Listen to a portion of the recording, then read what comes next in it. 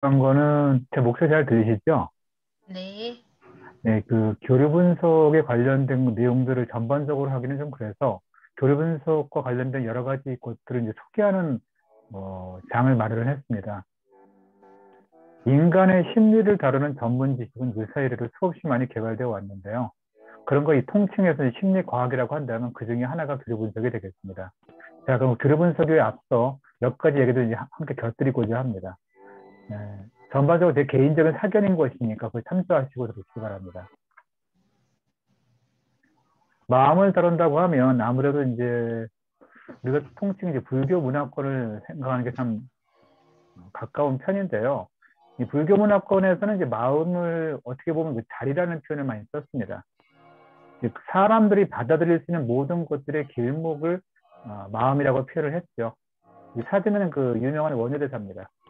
이분이 남긴 한마디 말이 사실은 불교 정신을 다 설명하고 있다고 저는 알고 있고요. 일체 유심조. 모든 것들은 마음 먹기 달렸다는 말이죠. 말은 쉬운데 이게 쉬운 얘기가 아니죠. 우리 모두 다 마음이 굉장히 쉬운 것 같지만 이게 순식간에 변하면서도 어떨 때는 또 오랜 세월 바뀌지 않는 게 마음이기도 하니까요. 그래서 그 마음자리 주인 되는 것이 어떻게 보면 이쪽 문화권에서는 가장 중요한 깨달음의 하나가 아닌가 싶습니다.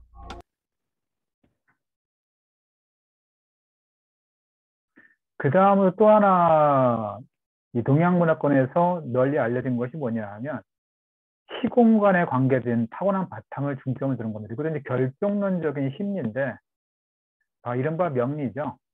이 명리 쪽에서는 그 사람의 타고난 바탕을 그 사람이 태어난 시간에 주목을 합니다. 실제로 그 사람이 태어난 날이 어떤 날이냐에 따라서 그 기준을 잡고, 그리고 나서 태어난 그 달, 생월의 그 하늘에 가장 그 생동감 있는 심리가 있다고 믿고 있습니다. 이게 실제로 우리가 느끼는 그 사람의 평소 마음들이죠. 그리고 그 다음으로 중요하게 본 게 뭐냐면 태어난 시간의 하늘에 있는 건데 이거는 이제 뿌리의 마음이라고 해서 그 사람이 아주 근본적인 마음이라고 주장을 합니다.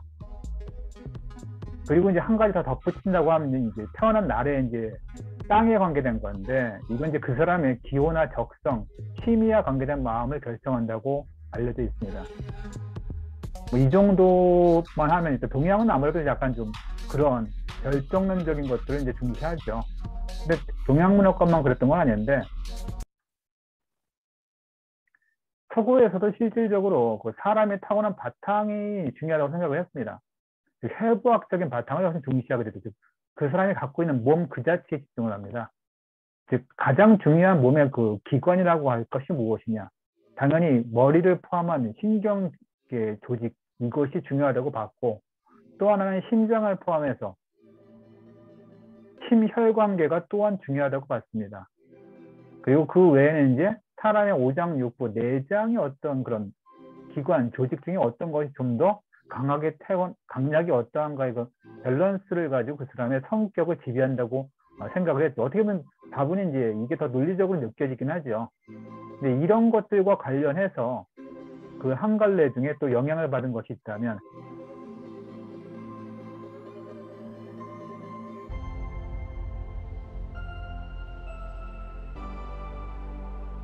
클릭이 안 돼.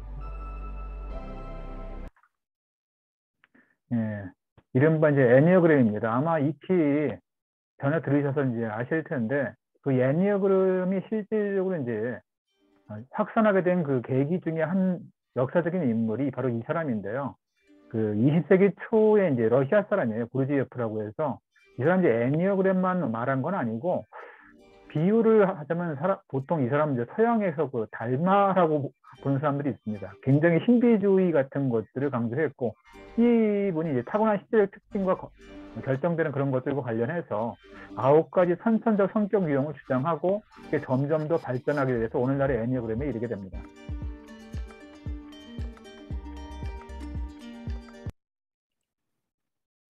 그러면 우리가 지금 접한 애니그램은 어떻게 된 거냐? 실제로 이제 그게 나중에 미국에 가서 전문 심리학계로 발전을 하게 되고요. 그것은 이제 우리 한국에 들어오게 된 계기 중에 큰 계기 중에 하나가 이제 윤원상 교수님입니다. 실제로 이분은 그 80년대 미국 유학을 가서 거기서 유학생 신분을 아마 처음 접했던 것 같아요. 그러다가 이제 90년대 들어와서 교육을 한 거죠. 하셔가지고 이제 적극적으로 보급을 시작했고, 그러면서 이제 단계별 교육을 체계화하고 대중화해서 저 같은 심리 전문가가 아닌 사람도 이제 접하게 됐죠. 물론 이제 애니랑 관련된 전문적인 학회 연구도 지금까지 쭉 진행해 오고 있습니다. 네. 자, 그렇다면 이 심리라고 하는 건 어떻게 보면 이제 마음의 이치라고 할 수 있겠는데요. 쉽게 풀어서 설명하자면 쉬울 수도 있고 어렵다면 한없이 어렵다고 할 수 있는데, 실제로 이 마음이라고 하는 것은 결과적으로 우리 몸을 따라다닐 수밖에 없죠. 우리 몸이 움직이는 것 따라 마음도 동동 따라다닌다고 할 수가 있습니다. 그러면 그 몸이라고 하는 건 실제로 물리 법칙을 따를 수밖에 없죠. 철저하게. 그럼 이 사람의 마음을 담은 그릇이 몸에 절대적 영향을 끼치는 것이 무엇인지를 파악하는 게 중요하겠죠. 그래서 생각할 수 있는 것이 바로 주변 환경이 되겠고요. 그리고 습관, 그리고 의지, 이 세 가지 정도를 요약할 수가 있다고 알려져 있죠. 이 세 가지만 컨트롤할 수 있으면 마음도 조절할 수 있다고 보는 겁니다. 자, 그렇다면 그런 것들도 있고 결과적으로 이제 무엇이냐 하면 시간의 문제인데, 사실 시간이라고 한 것은 사람의 마음을 치유하는 어떤 작용도 하지만 대부분의 경우 이제 나이를 먹고 하게 돼 보면 상황과 어떤 여러 가지 갈등과 번뇌 속에서 를 여러 갈래로 내기도 합니다. 그래서 유명한 노래에도 있지만 내 속에 정말 많은 나가 발전할 수밖에 없죠.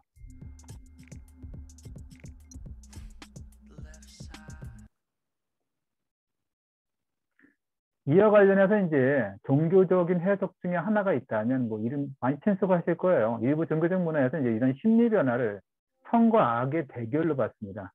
그 안에서 인간의 방황으로 해석을 하죠. 다분히 이제 수동적인 해석이라고 볼 수가 있겠죠. 어떤 유혹이나 어떤 그런 궤도로서 인간의 마음이 왔다 갔다 한다고 보았으니까요. 그럼 여기에서 머무른 게 아니고 이제 프로이트 같은 분들이 등장을 하게 됐죠. 프로이트는 이제 심리를 종교적 외적 요인과 이제 분리를 시키고 내적 요인에 집중하는 이제 과학적 시도를 합니다. 이분은 워낙에 유명한 분이라 다들 익히 아시고 계실 겁니다.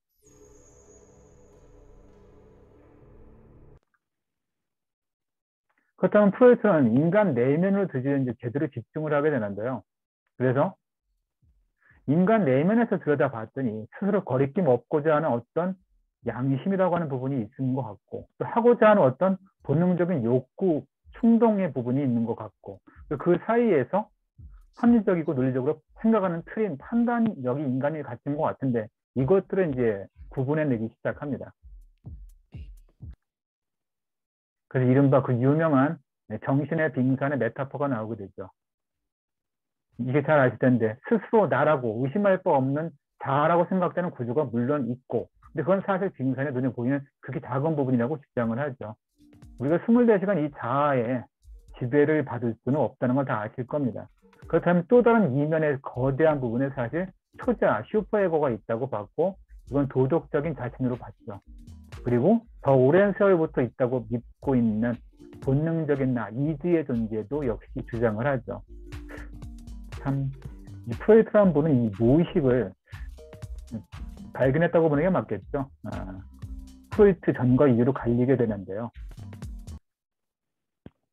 자, 그렇다면 프로이트의 주장과 마찬가지로 나 자신만 정확히 알면 될 것인가? 그거에서 이제 자기 자신만의 어떤 세계에 갇히게 되는 우를 범할 수 있다고 본 사람들도 더러 있었습니다. 해서 구체적으로 어떤 보이지 않는 인간 정신 활동의 심리 영역 지도에서 벗어나서 내 자신의 어떤 그런 모습에서 벗어나서 인간의 삶이라고 하는 것은 어떻게 보면 다른 이하고 부딪히는 그 와중에서 의도치 않은 변화를 겪게 된다는 거에 이제 주목을 한 거죠.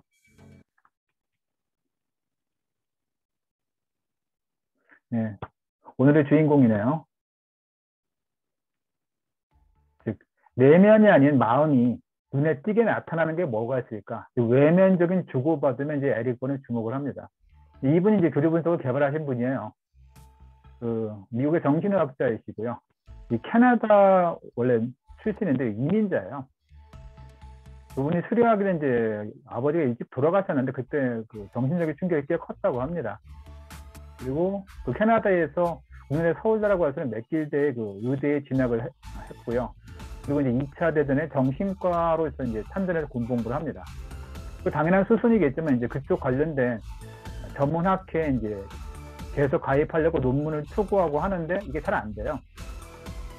왜냐하면 이 에릭 번이 갖고 있던 생각이 지금의 교류 분석의 기본적인 초안이었는데 아무래도 지금에서는 이제 이게 굉장히 유연한 생각일 수 있지만 그쪽 기존의 학회에서는 좀 못마땅했던 것 같습니다.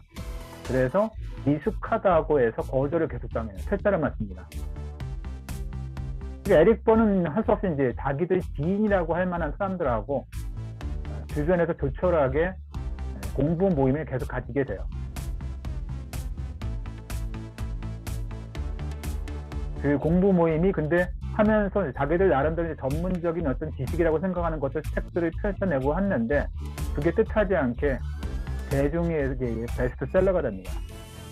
그러면서 그것이 결과적으로는 커져서 국제협회가 창설이 되고 결국은 우리나라에도 들어오게 되죠.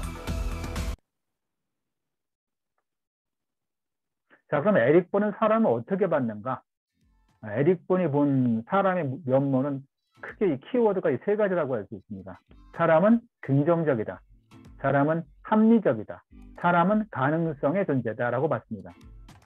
이게 이제 에릭 번이 갖고 있는 기본적인 인간관이라고 볼 수 있습니다.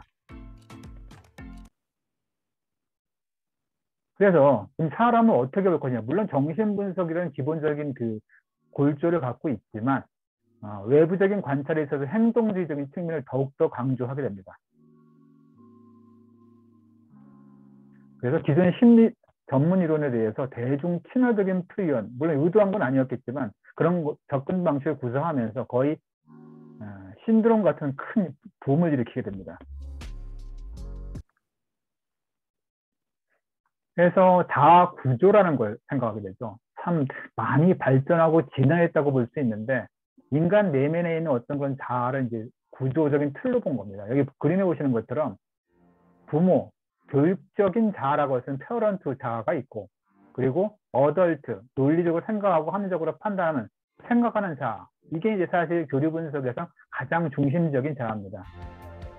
그리고 느끼고 본능적인 충동의 차일드, 아이들에 해당되는 자아. 이 세 가지 자아가 모든 인간들은 당연히 갖추어지게 되고 성장 과정에서 길러진다고 봤습니다. 그런 것이 이제 다른 편에 있는 사람들의 페어런트 P, 어덜트 A, 차일드 C, PH 자아와 서로 주고 받는다는 거죠. 이게 교류 분석의 기본적인 자아 구조의 특징입니다.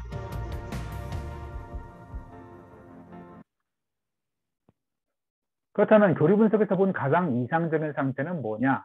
크게 굵직하게 한번 말씀드리면 이런 형상이라고 일단 느낌으로 보시면 되겠습니다. 가장 가운데 A가 크게 자리 잡고 있죠. 이성적이고 합리적이고 논리적인 자가 크게 중심을 잡고 있고 양쪽에서 본 P, 양적이기도 하지만 때로 가르치고 교주적이기도 한 P, 그리고 본능적이고 충동적이기도 하지만 직관적이고 통찰적인 부분도 있는 C, 이것이 양쪽에서 밸런스를 맞춰 이런 마치 거대한 산과 같은 상태의 그 인격 구조를 가진 건 이상적인 상태라고 일단 보고 있습니다.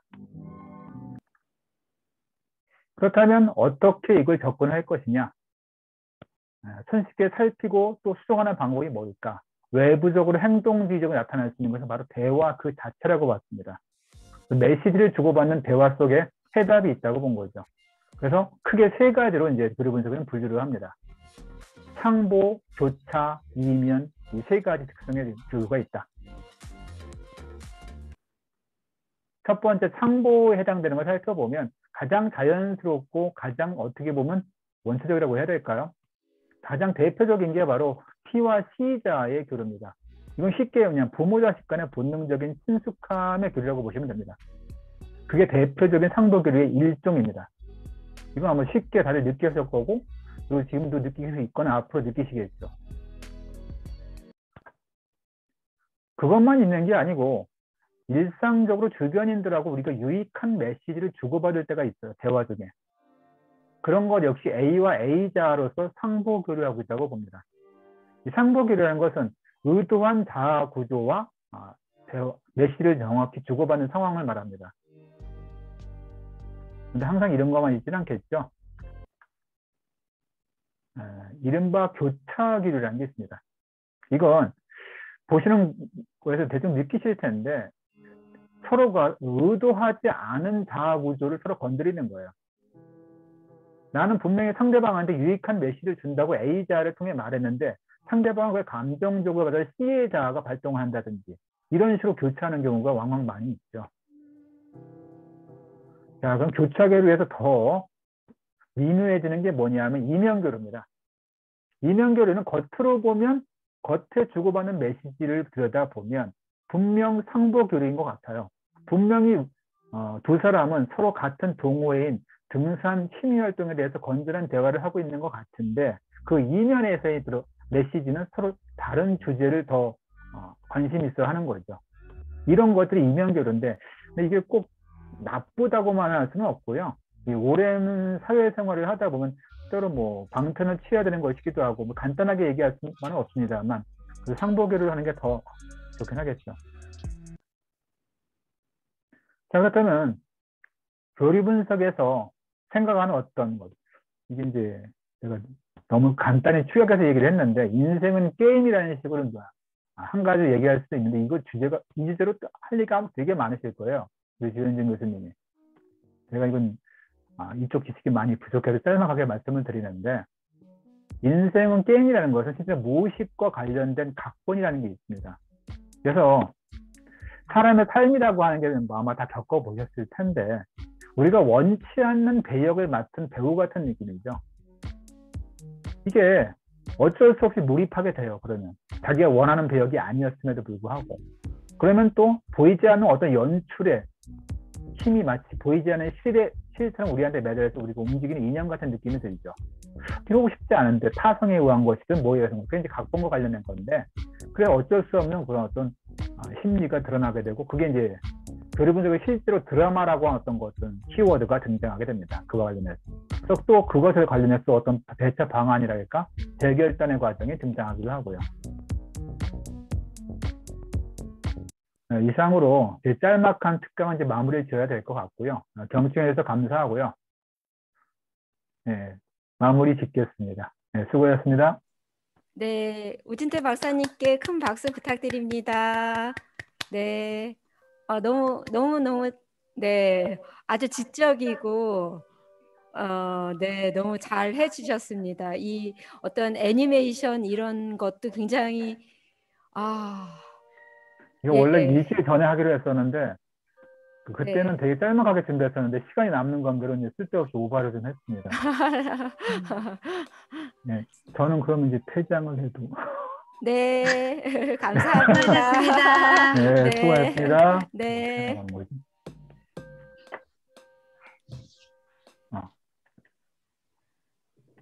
네, 여러분 잘 들으셨죠? 네. 네, 음소거 제거하셔도 돼요. 일단 그 우준택 박사님은 이 지적인 게 굉장히 깊으셔서 준비를 정말 잘하신 것 같아요. 그래서 저도 할 수 없는 여러 가지 그 영상이라든지 그런 것들을 아주 깊이 있게 정확하게 이렇게 준비를 하셔서 여러분은 어떠셨나요? 좋았습니다. 네, 아직은 사실 이해가 안 될 수도 있어요. 왜냐하면 이거그램, 오케그램 검사를 전혀 안 했잖아요. 그렇지만 이제 CKO그램 검사를 해보면 이 내용들이 좀 이해가 돼요. 그래서 이제 몇 가지 안내를 하고 쉬는 시간을 갖고 또 이어서 해볼게요. 자, 일단은 제가 보니까 검사하는 그 시간이 이렇게 비니까는 조금 그런 것 같아요. 그래서 어떻게 검사하는지 안내를 해드리고 잠깐 쉬는 시간을 갖고 제가 다시 2부에서 시작하는 걸로 할게요. 괜찮겠죠? 네. 네. 여기 보면 네, 밤은 어둡습니다. 새벽 직전이 가장 어둡죠. 여러분 새벽 직전이 가장 어둡죠? 무지는 어둠과 같습니다. 배움을 통해서 우리 새롭게 합시다. 이게 이제 희망이라는 건데 사실 우진태 박사님이 써주신 거예요. 네. 자, 여기 여러분들에게 배부된 게 이 두 가지예요. 그렇죠? 이제 지금 검사지하고 해설지가 있는데요. 아마 여러분들이 애니어그램을 했기 때문에 이 부분은 어렵지 않게 할 수 있어요. 거기다가 이 검사 도구가 개발되는데 저도 참여를 했거든요. 그래서 이제 같은 연구위원으로서 이제 이거를 검사 도구를 개발을 했고요. 여기 보면은 여러분들이 그 검사지에 한 장을 한번 넘겨보세요. 여기 검사지를 한 장 넘겨보면 이게 있죠. 그래서 그러니까 이 검사지는 5점 척도로 되어 있어요. 5점 척도로. 5점 척도로 되어 있어서 매우 그렇지 않다가 1점이에요. 매우 그렇다가 5점이에요. 그래서 여기 뒤에 보면 자, 여러분들이 해설지를 한번 보세요. 해설지 있죠. 해설지에 4페이지를 펴주면 이게 있어요. 그렇죠? 그래서 어떻게 하시냐면 검사지에 문항들이 있어요. 이렇게 검사지에. 그렇죠? 그러니까 이거는 애니어그램하고 조금 달라요. 검사지하고 해설지가 따로 있는데 여기 있는 검사지를 읽고 내가 해당되는 점수를 여기다가 표시하는 거예요. 1번 문항을 읽고 여기다, 2번 문항을 읽고 여기다. 그러면 각각의 점수들을 내가 입력할 수 있잖아요. 그쵸? 이해가 되셨어요? 네. 네. 그리고 나서 얘네들을 이제 이거를 여러분들이 우리 선생님들이 기입하시고 여기 있는 것들을 이렇게 합산을 하면 여기 CP의 점수가 나와요. 그리고 이게 이제 이고그램이에요. 이고그램은 뭐냐면 겉으로 드러난 나의 자아 상태예요. 그리고 이 옆에 보면 오케그램이라고 있어요. 오케그램. 이 오케그램은 심리적인 나의 자아 상태예요. 그래서 이것도 이렇게 연결되어 있어서 검사하게 되어 있어요. 그래서 이 부분까지 여기까지 합산을 하시면 되는 거예요. 그래서 이제 잠깐 제가 그 쉬는 시간을 갖고 여러분들을 한 40분 정도에 다시 불러드리면 될까요? 네. 네, 그러면 그때 다 하지 않았어도 이어서 하는 걸로 할게요. 그럼 네. 쉴 때 하면 되는 거예요, 지금? 네네네네. 네네. 네, 그래서 쉬는 시간에 하고 다 못해도 괜찮아요. 제가 40분에 다시 불러드리면 여러분들이 다시 들어오시면 이어서 제가 쭉 설명하는 걸로 할게요. 네. 네, 그러면 잠깐 쉬는 시간을 갖고 40분에 이어서 할게요. 네. 네. 네.